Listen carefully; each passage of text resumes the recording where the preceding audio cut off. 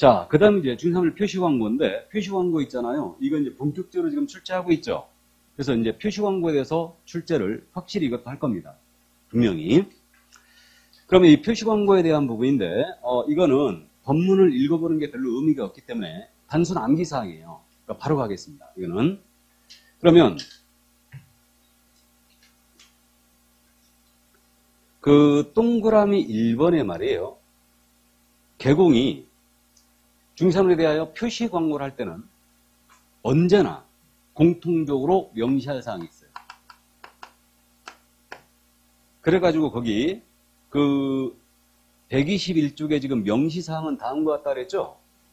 그래갖고 거기 다음과 같다 옆에다가 공통하고 크게 써놓으세요. 그냥. 공통. 그러니까 이거 그 얘기죠. 우리 표시라는 것은 그거라고 그랬죠. 상품 포장지에 이 상품의 구성 성분, 주의할 점 이런 것들 써있죠. 이게 표시예요. 그러니까 상품 자체에다 하는 홍보활동이 표시라고 이해하시면 되고, 광고라는 것은 매체를 통하여 하는 홍보활동이에요. 그렇게 이해하면 돼요. 이게. 그러면 매체를 통한다는 얘기는 신문으로 나가거나 인터넷으로 나가거나 또는 방송으로 나가거나 이런 것들이 바로 광고겠죠. 그럼. 이게. 그래서 우리는 광고와 주로 이제 관련이 있는데, 광고할 때 언제나 명시할 사항이라는 얘기죠. 그러면 신문으로 나가든 인터넷으로 나가든 관계없다는 얘기죠. 광고할 때는 무조건 이 사항이 들어가야 된다. 그리고 그 5가지가 성명, 소연 등이에요. 암기표 이렇게 돼 있죠. 성명이 뭐라고요? 소연 등입니다. 그래서 제 첫 미팅했던 아가씨 이름이 소연이었다고 그랬어요. 그래서 성명, 소연 등이다. 그럼 성이 뭐겠습니까? 성명. 그럼 개공의 성명이죠, 이거. 그래서 공통적인 사항은요, 중개사무소에 관한 사항이에요. 그러니까 개공의 성명 나가야 되고, 이게 뭐겠어요? 명칭이겠죠. 명칭. 그 다음에 중개사무소 소재지겠죠. 그 다음에 연은 연락처. 그 다음에 등은 등록번호. 자, 여기서 한 가지 주의하자고요. 사업자 등록번호가 아니고 개설 등록번호 이거. 우리 개설 등록번호하고 사업자 등록번호는 틀리다는 거 아시죠?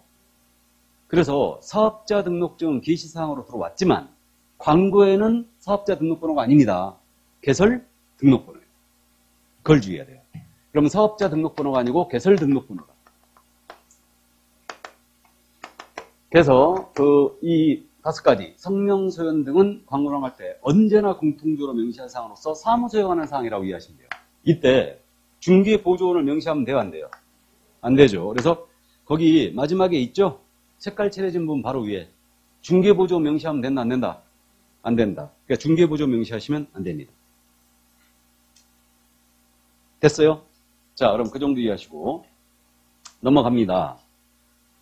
인터넷을 이용한 표시 광고라고 되어 있어요. 그러니까 이것도 단순 암기사항이니까. 그럼 인터넷을 이용해서 광고를 한다. 그러면 이때는 인터넷 광고할 때는 추가 명시할 사항이 어떻게 되느냐. 먼저 중개대상물의 종류 나가야 된다. 이거 교재 순서하고 지금 바뀝니다. 암기사항대로 가기 때문에 그래요. 중개상물의 종류 나가야 됩니다. 다음에 물건의 가격 나가야 돼요. 그럼 중개사물의 면적 나가야 됩니다. 다음에 거래 형태 나가야 돼요. 이게 거래 형태는 매매인지 교환인지 임대차인지 나가야 된다는 얘기죠. 그 다음에 중개사물의 소재지 나가야 됩니다. 그럼 아까 성명, 소연 등 할 때 그 소재지는 중개사무소의 소재지였죠. 이거는 중개대상물에 관한 사항이죠, 지금. 그러니까 중개상물의 소재지죠, 지금. 이거는. 그 다음에 건축물 그 밖에 토지영창물이었다. 이때는 총 층수 나가야 됩니다. 그 다음에 사용승인일 나가야 돼요. 사용승인일이 바로 준공일이죠. 준공일 나가야 되고, 그 다음에 입주 가능일, 언제 입주가 가능한지, 그 다음에 건축물의 방향도 나가야 되고, 남향인지 서향인지, 방의 개수, 욕실의 개수 나가야 됩니다. 다음에 주차 대수도 나가야 되고, 관리비도 나가야 됩니다. 이게 그래서 이렇게. 그래서 이게 암기표 이렇게 되어 있는 거예요. 종갓집이면 가서 거소 총 사용 가능 방 개수와 주차 관리비를 체크하라 이렇게 된 거예요. 되게 많죠? 거꾸로 기억하자고 그랬어요. 그래서 거꾸로 뭘 기억하자고 그랬냐면 대부분 다 들어가죠. 지금 다 들어가잖아요. 여기에 내진 설계 명시하라는 얘기 있어요, 없어요? 이런 얘기 없어요. 건물의 구조를 명시하라는 얘기가 있어요, 없어요? 없어요. 토지 지목은 들어갑니다. 토지 물건의 종류를 표시할 때 토지는 지목으로 표시하라고 했어요. 이게 국토부 장관이 고시한 사항에 들어가 있어요. 구체적인 표시 광고에 관한 방법은 국토부 장관이 고시하게 돼 있거든요. 현재 고시돼 있거든요. 고시돼 있는데 그 고시사항을 보면 토지는 지목이 들어가 있어요. 토지를 광고할 때는 지목을 넣어라. 이게 잡종진지, 대진지, 공장용인지, 상업용인지, 공장용인지, 이거 이런 걸 기재를 하게 돼 있습니다. 그러니까 확실하게 지금 물어볼 수 있는 게 내진 설계예요. 우리 확인 설명서에는 내진 설계 쓰게 돼 있죠. 기억나세요? 근데 광고할 때 내진 설계 적용 여부, 이 건물에 대한 내진 설계 적용 여부 기재하는 얘기 없어요. 욕실의 개수는 표시하라는 얘기 있죠. 중복일 표시하라고 그랬죠. 총 사용 가능일, 이거 입주 가능일 맞죠? 총 측수 들어가죠. 주차 대수 들어가죠. 다음에 관리비도 들어가죠. 다 들어갑니다. 이게. 그래서 이거 암기 안 하셔도 됩니다. 일단 그냥 이제 할 일이 없을 때 나중에 종갓집이면 가서 이렇게 이제 암기해 주시고 거꾸로 기억해 보자 이거예요. 그러면 건물 광고 나갈 때 내진 설계 들어가는 얘기 있다 없다? 없다. 맞습니까? 그래서 그 정도 이제 주의를 해 주시고요. 사업자 등록번호 광고사항에 들어가는 거 아니라고 그랬죠? 개설 등록번호라고 그랬어요. 그 다음에 중개보조 명시하면 돼요, 안 돼요? 안 됩니다. 이게. 그렇게 이제 해 주시고요. 총 사용 가능 방방 개수, 주차 관리비를 체크하라. 종갓집이면 가서 총 사용 가능한 방방 개수, 그 다음에 주차 관리비를 체크하라. 이렇게 이제 암기표에 나가 있어요. 자, 그래서 인터넷 광고할 때는 추가적으로 명시할 사항이 바로 이거였고요. 이제 넘어갑니다. 허위 매물 및 가격 등 부당한 표시 광고 금지라고 되어 있죠. 지금 123쪽 가고 있죠. 123쪽. 그럼 부당한 표시 광고는요. 이것도 감만 잡으면 되는데 암기할 필요 없는데 이건 또 암기를 엄청 잘하시더라고. 존재하지 않는 물건을 이제 광고했습니다. 그러니까 존재하지 않아서 실제로 거래할 수 없는 물건. 허위 광고죠, 이거.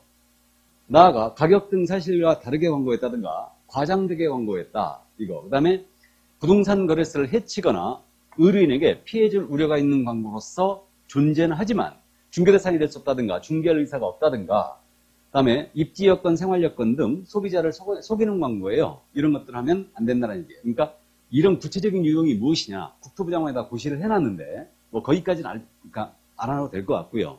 일단 시험에 대비하니까 부당한 표시 광고 있잖아요. 이거 존재하지 않아서 다음에 사실과 다르게 과장되게 부동산 거래세를 해칠 우려가 있는 경우로서 존재는 하지만 중개 대상물이 안 되다든가 중개할 의사가 없다든가 소비자를 속이는 광고예요. 좀 쉽게 느낌이 오죠? 그럼 동그라미 친 게 뭐라고 돼 있어요 지금? 존다과해. 부당한 표시 광고가 존다과해요. 그러니까 꼭 명심할 게 존재가 들어갔잖아요. 그럼 이건 부당한 표시 광고예요? 존재하지 않아서 거래할 수 없는 물건. 존재는 하지만 중개상이 안 되다든가 그다음에 중개할 의사가 없는 물건. 감 잡았어요? 그래서 그러면 개공이 광고 하면서 명시할 사항을 명시하지 않았다. 그럼 제재가 뭘 것 같아요? 100과.